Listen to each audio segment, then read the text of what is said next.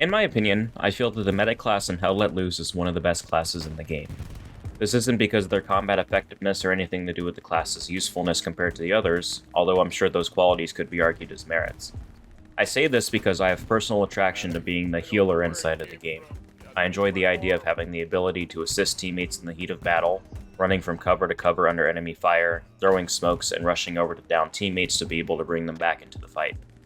And based on my interactions with other members of the Hell Let Loose community, I'm positive that I'm not the only one who feels this way. Thank you for watching and joining me in my guide that covers everything that I know about the medic class from my time here in Hell Let Loose. Just a quick disclaimer before getting into the details. This is just an account of my personal experiences inside of the game, and in no way serves as a list of things that you quote-unquote should do. At the end of the day, we're all here to have fun, so I encourage you to play the game how you like.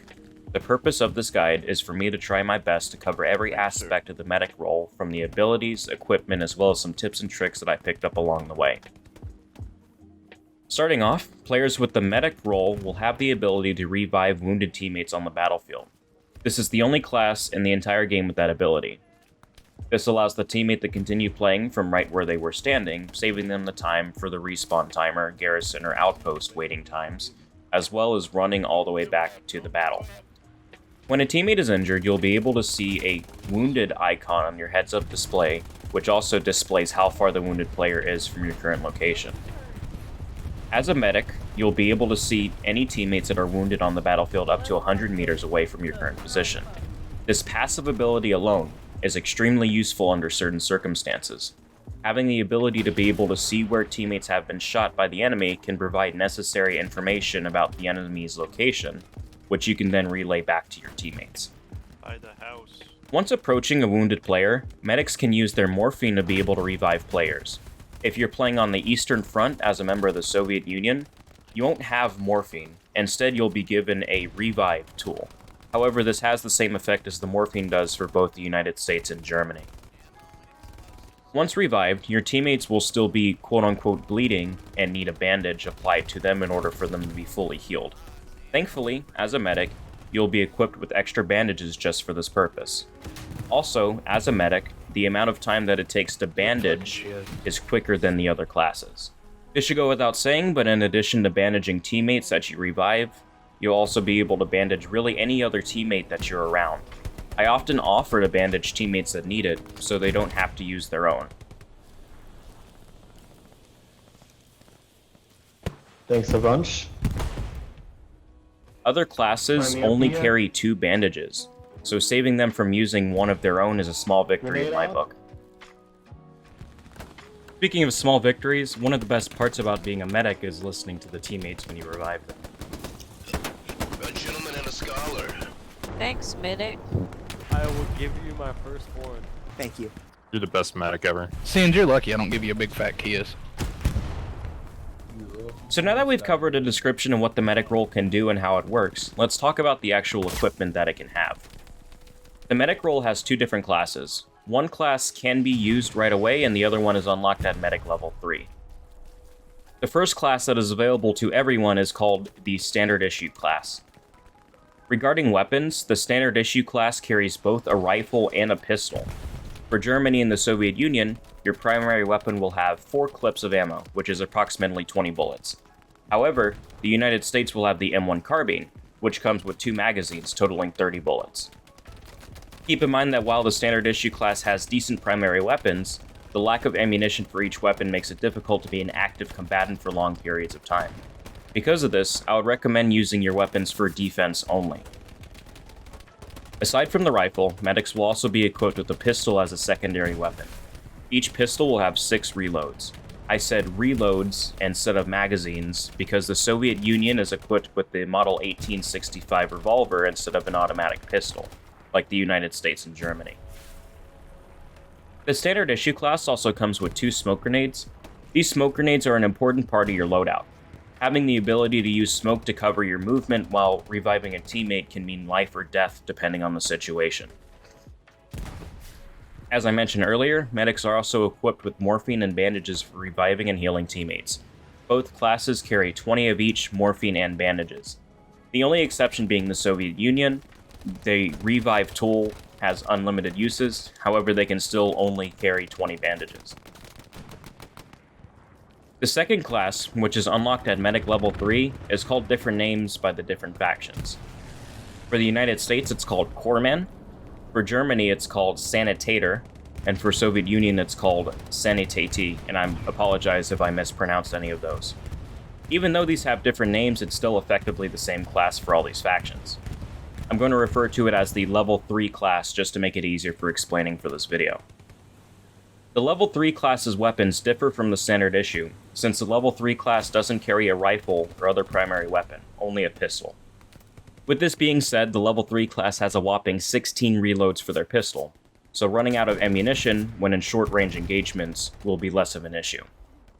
With this being said, I would recommend the pistol exclusively being used for short-range engagements. Remember, it's still a pistol and can easily be outgunned at any substantial distance, unless you get a lucky headshot from 50 feet or something. Oh man! Meg! Aside from the morphine and bandages, this class also comes with a medical supplies box. The medical supplies are a static box that medics can place down. This can replenish both morphine and bandages for anybody that uses it. From reading discussions on the subreddit, other members of the community that have used the role feel that the medical box is worthless, and I would have to agree with them personally. While it's a good idea in theory, and it gives the medic more ways to contribute to the team, I just personally feel that the box isn't as effective in practice. One of the benefits that the level 3 class does have over standard issue is that this class has double the smoke grenades, which means that the medic can carry up to 4 smokes as opposed to only 2 with the standard issue. As for personal recommendations for classes, I personally tend to use the standard issue class more than level 3. The main reason is that I constantly run into situations where having the primary weapon is useful for having a little bit more firepower when it comes to operating in-game. While I don't attempt to actively engage enemies, medics are constantly running to positions where teammates were recently injured while trying to fight enemies, and having a primary weapon gives me a little bit more freedom for defending myself when in those situations.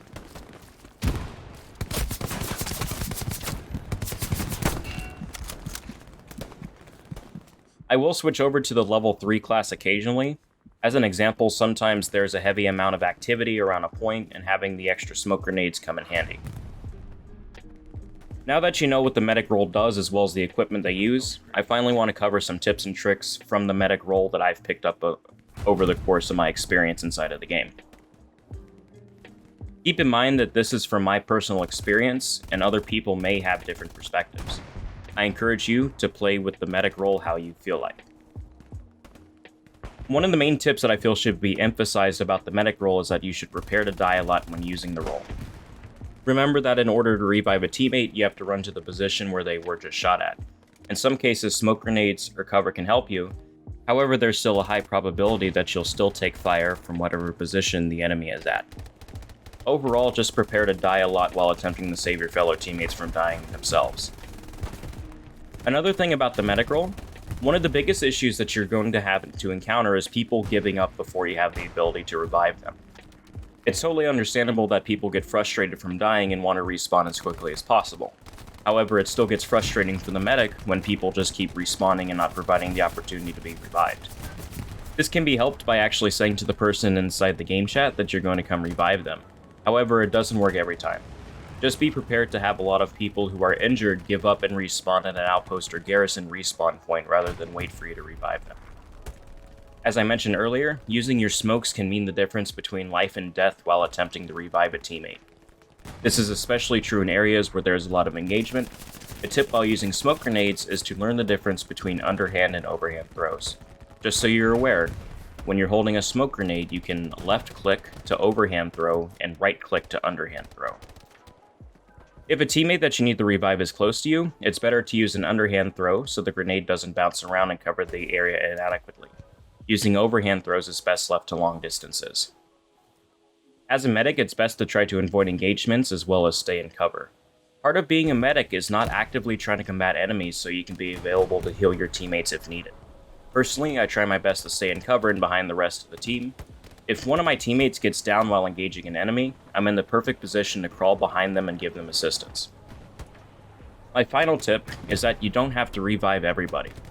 As an example, it's not a good idea to rush in the middle of a field that's covered in enemy machine gun fire to rescue the one lonely rifleman. Staying alive is important. If you're ever in a situation where you feel that it would be too risky to revive a teammate that's downed, just tell them over voice chat so they don't continue to wait on you. When you play the game more and more and get more experience, you'll start to get a better feel for when certain situations are too risky. That's all I have for you guys. I appreciate you stopping by and watching. If you did enjoy this video, I ask that you leave a like. This will help boost the ratings on the video and have it accessible to more people. This is my first Hell Let Loose video, so any feedback is encouraged. If you have any questions or want to discuss anything inside the video, please leave it in the comment section. Thank you for watching, have a great rest of your day, and long live the medics.